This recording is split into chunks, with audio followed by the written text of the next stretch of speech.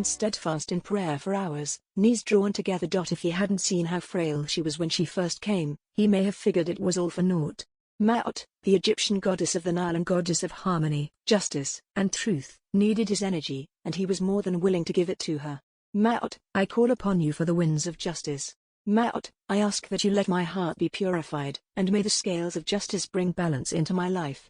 He picked up the ankh, holding it in his dominant hand and the amethyst in the receiving hand.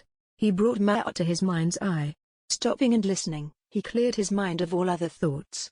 He picked up the rose oil and anointed the third eye area, saying, I anoint my mind and inner eye to greater truths. Then, touching his fingertips to his heart, he said, I anoint my heart of all impurities. Then he touched his toes.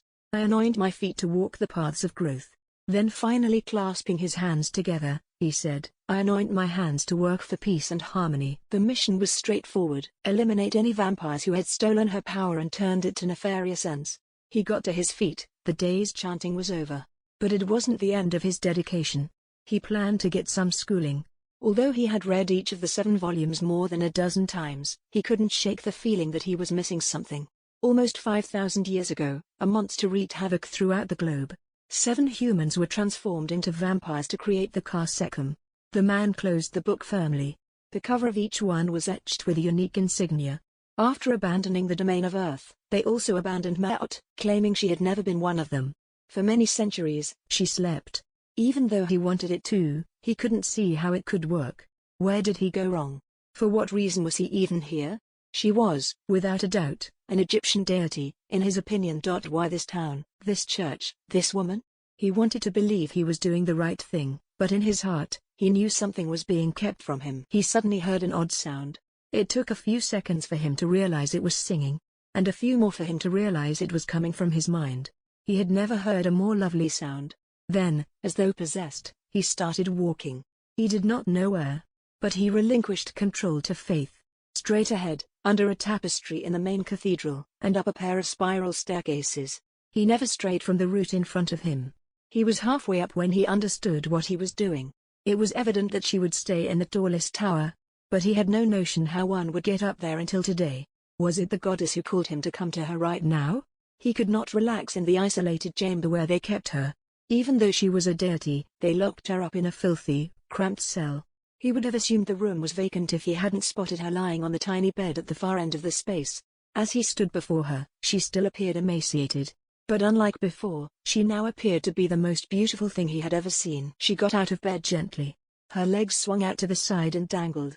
I'm sorry. Did my singing bother you? Somehow, she sounded younger, or perhaps older than she looked. She appeared to be someone youthful and naive, yet she was also ancient and menacing.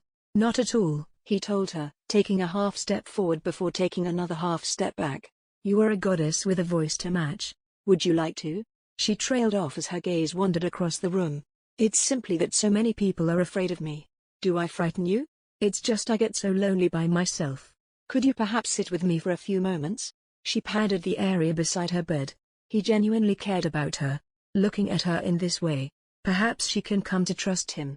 He could be the one to make her life a little less lonely. He'd be her dark and sparkling protector, expecting nothing but the finest for her. No one could possibly be afraid of you. You're so fearless. He wanted to say beautiful, but it seemed sacrilegious to him. Is that true? Her voice was sorrowful as she talked. I may be what I am, but I was once human, and I long for those relationships. That seemed to be lost on everyone. They may adore me because I am more than human, but I cannot stand to be in the same room for long. That was his impression. He should have just loved her from afar, but when she laid her hand on his knee, he could feel the loneliness in her eyes. They talked for 1, 2, and then 3 hours. I'm sorry you feel so alone, he said, her beauty radiating from her. How did all of this happen to you? He pondered even now if he had the right to ask her such things. Something has been weighing heavily on my heart recently. She smiled weakly, barely concealing the agony in her heart. I feel compelled to inform someone or risk exploding. Can you be the one I can trust? Something tugged at his stomach. Was he deserving of such knowledge? Yes, he had read the books, as had so many others. But none of them mentioned how she had changed. It was said that the monster that changed her was a beast, but nothing more. Was that what she wanted to say to him? He was the one she chose over everyone else. He was unique. With a sigh, she climbed back onto the bed and shifted so that she was leaning against the wall. I understand, it's just that when I ask, most people seem to become frightened. I was hoping you'd be different. He was filled with remorse. Maybe he wasn't good enough for her, but if she could trust him. Her beauty overpowered him once more when his imagination wandered to places it shouldn't. He had no right to regard her in this manner. Despite this, he scooted back to be next to her. The Egyptian nightgown-style garment had been pushed up to her mid-thigh. Do not touch her. He could overcome his desires with great resolve, keeping them solely in his heart and thoughts. Finally, it became too much. His arm moved without his permission. Reaching over, he draped the blanket over her legs. The last thing I want is for you to feel cold. A light breeze drifted across the room, and he'd read that people with fair skin are more sensitive to cold. Even if it were false.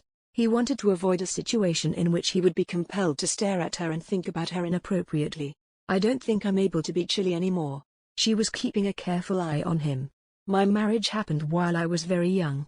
It was a planned marriage, and I knew very little about him. Having sex before marriage was not frowned upon back then. He was both handsome and quite the flirt.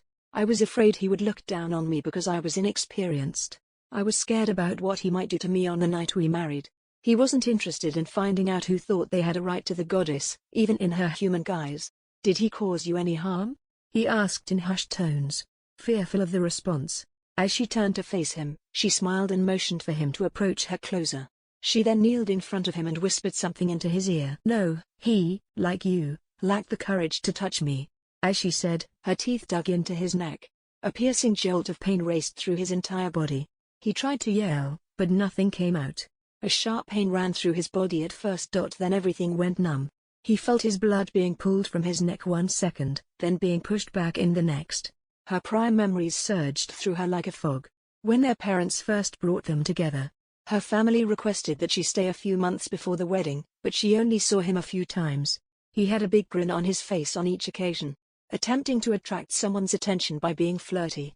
She was only 13 years old, whereas he was 16. Wonderfully charming. She was certain he had a profound awareness of the female body, perhaps even more so than she did. What if I turn out to be insufficient? What if he is disloyal to me? These were her thoughts before the wedding. Being unfaithful after marriage was forbidden, but he was the pharaoh's son, meaning there was a strong possibility of these roles not applying to him. She didn't think she was ready. That day, his charm was directed at her.